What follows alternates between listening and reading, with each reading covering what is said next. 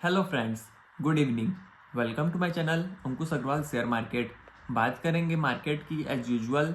तो market start होने के बाद धड़ाम से गिरा और मार्केट क्लोज होते तक एकदम हाई पर बंद हुआ। तो मार्केट का डायरेक्शन मार्केट को खुद समझ में नहीं आया, चढ़ना है कि गिरना है। लेकिन जब मार्केट गिरा तो एनालिस्ट, ट्रेडर और इन्वेस्टर लोग सोचने लग गए कि मार्केट क्यों गिरा। उन लोग का सोच का आउटकम निकल पाता कि मार्केट चढ़ गया, फिर अब वो लोग सोचने में लग गया कि मार्केट चढ़ा क्यों।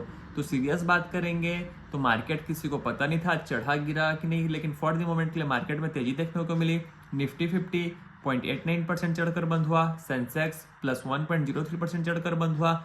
निफ्टी बैंक +0.69% चढ़कर बंद हुआ। वहीं निफ्टी मिड कैप 50 इंडेक्स और निफ्टी स्मॉल कैप 50 इंडेक्स में नेगेटिव क्लोज देखने को मिला, जो कि निफ्टी 50 और सेंसेक्स को अंडर परफॉर्म किए, जो कि हमेशा से कुछ दिनों से आउट परफॉर्म करते आए थे। बात करते हैं एडवांस और डिक्लाइन रेशियो की। तो एडवांस में 41 शेयर थे एनएससी में, और डिक्लाइन में 9 शेयर थे एनएससी में। तो इससे पता चलता है कि ब्रॉड व्यू मार्केट का पॉजिटिव का था और लार्ज कैप में अच्छी तेजी देखने को मिली। और निफ्टी 50 जैसा दिखा रहा है उससे कई गुना ज़्यादा तेजी मार्केट में आज देखने को मिली। निफ्टी टॉप गेनर्स में भारतीय Airtel 4.44%, ITC 2.26%, Kotak bank 2.05%, Hindustan Unilever 1.97% और अल्ट्राटेक 1.9% चढ़कर बंद हुए। वहीं निफ्टी के टॉप लूजर्स में Shriram finance 2.44%, Tata steel 1.31%, IndusInd bank 1.05%, JSW steel 0.86% और हिंडाल्को 0.55% गिरकर बंद हुए। यह तो हो गई मार्केट की बात। लेकिन एक बात करते हैं इंटरेस्टिंग बात की। जेफरीज की एक रिपोर्ट आई है और एक बहुत बुलिश रिपोर्ट आई है मार्केट के लिए। जेफरीज का प्रेडिक्शन है कि निफ्टी 26,600 2025 में जाएगा, जो कि अपसाइड पोटेंशियल है 10% का। तो प्रेडिक्ट कर रहे हैं कि निफ्टी 50 10% की तेजी दिखाएगा। उनका कहना यह है कि अर्निंग के बेस पर 10% की तेजी देखने को मिलेगी मार्केट में। और मिड कैप और स्मॉल कैप से ज़्यादा लार्ज कैप पर फोकस है जेफरीज का। और उनका कहना यह है कि लार्ज कैप ज़्यादा अच्छा रिटर्न देंगे स्मॉल कैप और मिड कैप के मुकाबले में। और उन्होंने कुछ शेयर्स के नाम भी बताए हैं जो कि 2025 में अच्छा कर सकते हैं। जेफरीज ने 9 शेयर प्रेडिक्ट किए हैं जो अच्छे कर सकते हैं। उसमें आईसीआईसीआई बैंक, उनका टारगेट दिया है 1550 का, जो कि अपसाइड है 17.4%। एक्सिस बैंक, जिसका टारगेट दिए हैं जेफरीज ने 1500, upside target of 33%। SBI target 1030, upside target of 22%।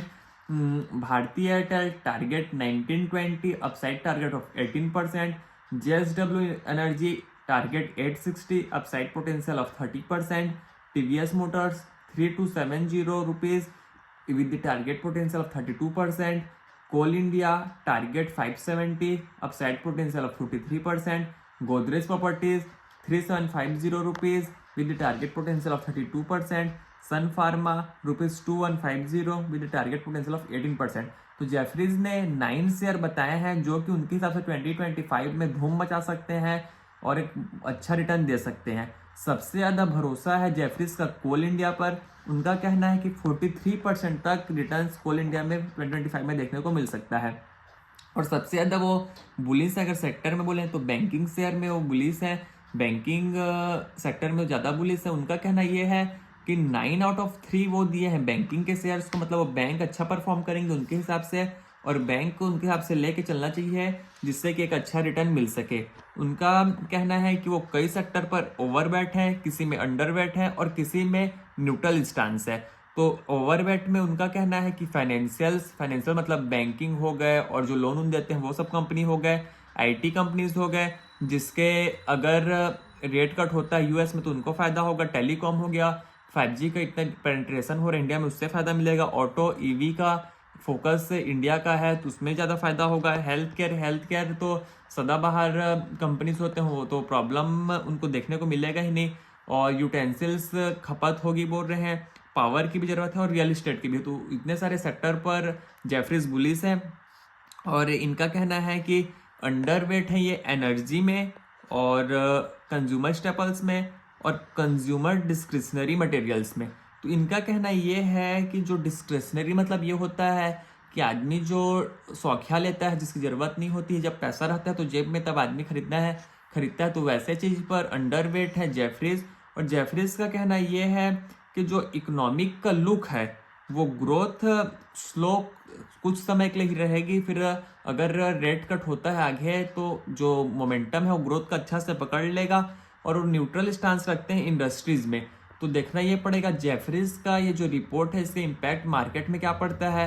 और अगर ऐसा होता है तो मार्केट के लिए एक अच्छी बात है, क्योंकि 10% से ज़्यादा अगर रिटर्न मार्केट को मिलता है तो एक अच्छा माना जाएगा। लेकिन फॉर द मोमेंट के लिए देखना पड़ेगा कि ऐसा होता है कि नहीं।